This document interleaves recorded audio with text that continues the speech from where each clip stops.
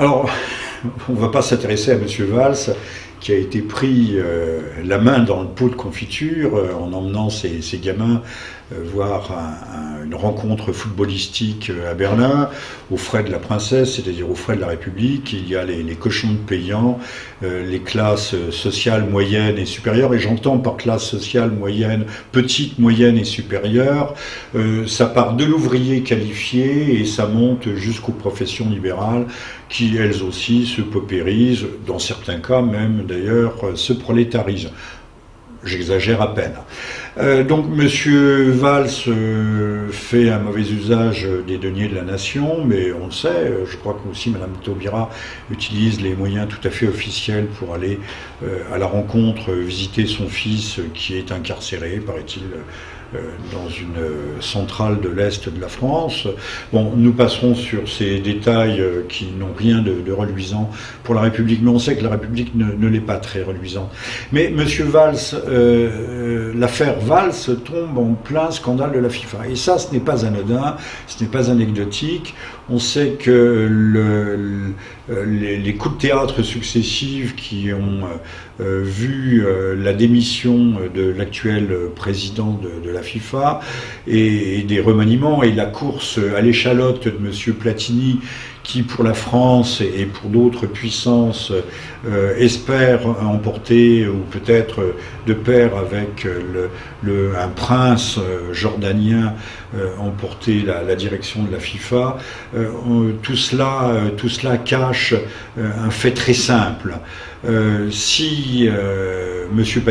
Platini ou si le prince de Jordanie l'emporte, c'est en fait les États-Unis qui pourtant sont peu pratiquants en matière de soccer, de football, donc une petite fédération, mais pèse très lourd du point de vue géopolitique. Eh bien, ça sera sans doute pour contrer, je vais utiliser un terme de bridge, pour squeezer le Qatar, qui est mis en lisière, qui est tenu en laisse depuis quelque temps, puisque c'est l'Arabie Saoudite qui, dans les affaires du Proche-Orient et les affaires internationales en général, a repris la main, et surtout pour empêcher la Russie d'accueillir la Coupe du Monde de 2018. Déjà, les États-Unis ont essayé de boycotter et de faire capoter les Jeux Olympiques de Sotchi, ça n'a pas réussi, mais là, il faudrait empêcher qu'il y ait un coup de projecteur mondial de tous les peuples de la planète sur Moscou en 2018, et je pense que toute la démarche actuelle, tous ces remue-ménages et tout d'un coup cette moralisation de la FIFA ne ressort pas d'autre chose.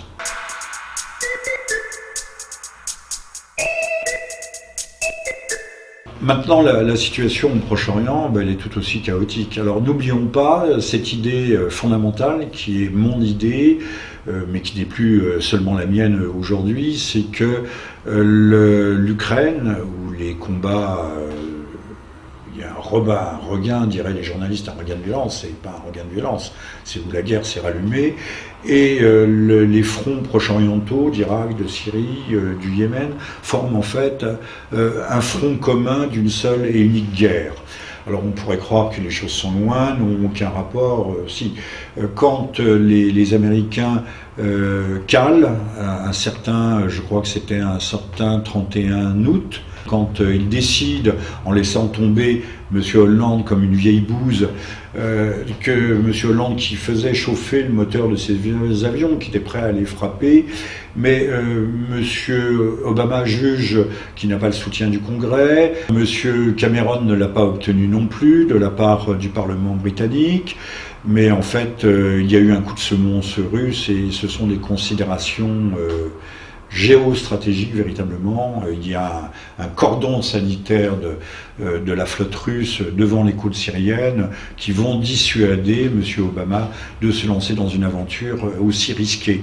Or, comme par hasard, quelques semaines plus tard va démarrer l'affaire du Maïdan, et puis avec les conséquences que l'on sait.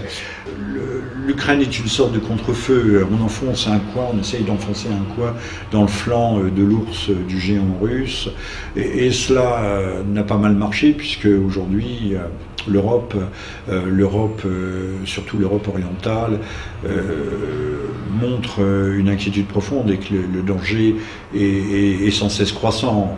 Tous les hommes politiques responsables, du pape, du Saint-Père, même le vieux patriarche M. Le Pen, et combien d'experts américains n'hésitent plus aujourd'hui à parler de risque de guerre, et de risque de guerre mondiale.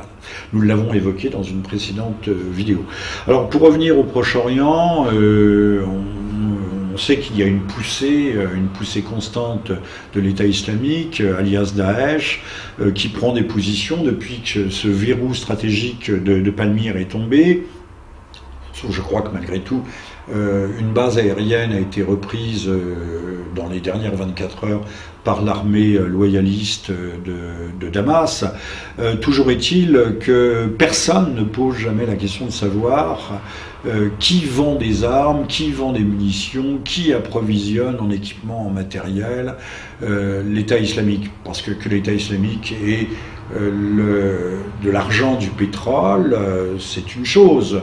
Le commerce des œuvres d'art qui sont pillées dans les sites archéologiques et les musées, c'en est une autre. Très marginal, la vente des esclaves yézidis, ça c'est profondément marginal. Mais le pétrole, les ventes en contrebande de pétrole qui s'exfiltrent aussi bien vers la Turquie par camion. Vous savez, on peut faire passer beaucoup de camions. On l'a vu, on l'a connu du temps de l'embargo de l'Irak. C'est une chose, mais qui vend, qui achemine ces armes et ces munitions, par quels avions cargo, par quel port ces armes arrivent-elles? Alors, tout le monde aujourd'hui, je ne dis pas que c'est un secret de polichinelle, mais même les grands journaux américains évoquent l'Arabie Saoudite, et l'Arabie Saoudite ne produit pas d'armes, elle les achète aux États-Unis. Donc ce sont les États-Unis qui, en très grande partie, doivent alimenter Daesh, qu'ils sont par ailleurs censés combattre. Et puis il y a aussi cet allié oriental, ce pilier oriental de l'OTAN, qui est la Turquie, où M. Erdogan d'ailleurs se trouve mal à l'aise, puisqu'il va se retrouver peut-être face à être mis en minorité au Parlement s'il y a une coalition d'opposition qui se constitue entre différents partis, depuis que le parti attrape tout, le parti kurde, mais les Alevis pèsent lourd, personne n'en parle jamais, pèsent très lourd en Turquie, a réussi à franchir la barre des 10%. Vous savez que le système turc est éminemment démocratique.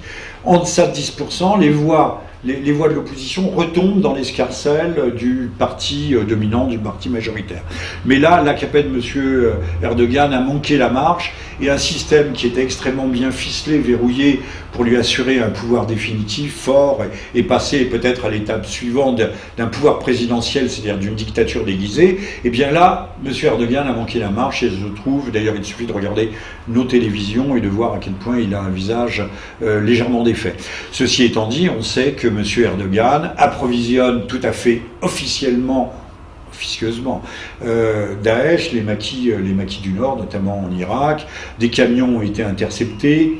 Les officiers de renseignement qui ont intercepté ces camions ont été immédiatement déférés devant des tribunaux de guerre pour trahison, mais le scandale était tel que finalement les choses sont devenues tout à fait publiques. Donc publiquement, mais on attend que Washington, qui est quand même le patron de l'OTAN, que Washington dénonce ces menées tout à fait étranges, extraordinaires, mais là aussi nous sommes dans une sorte d'imbroglio, de sac de nœuds, comme on dit en français moderne, où il est très difficile, où une chatte ne reconnaîtrait pas ses petits, ne retrouverait pas ses petits.